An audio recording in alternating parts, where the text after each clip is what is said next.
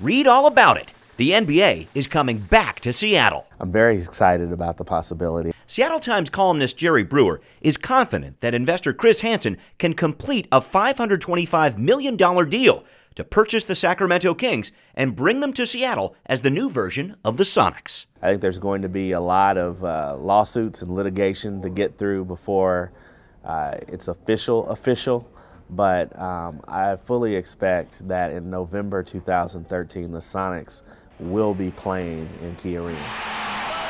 The Key would be a temporary home, possibly for 2 years as a new arena gets built.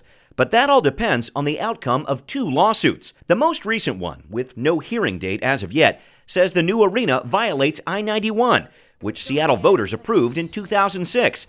It says any new sports facility has to turn a profit for the city.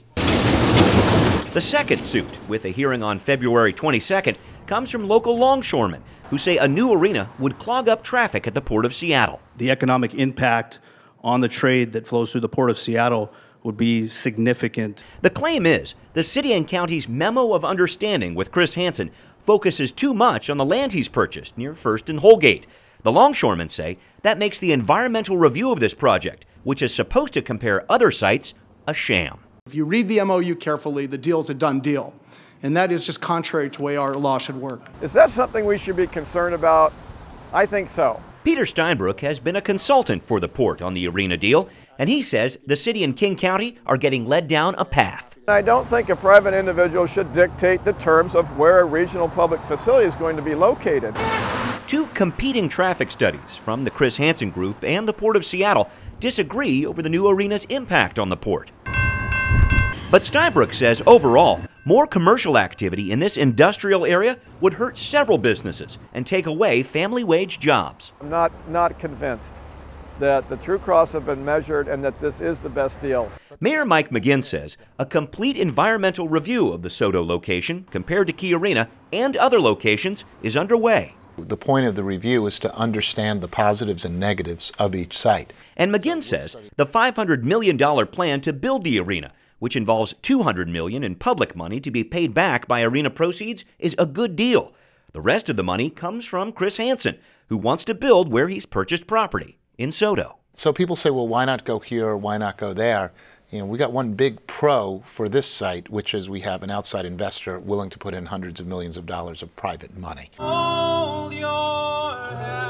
And that's not the only place Chris Hansen is making an investment. I think it's a good deal. John Richards is host of KEXP 90.3's Morning Show and assistant program director. He and others from Seattle's music community wrote to the mayor expressing support for the Hansen Group.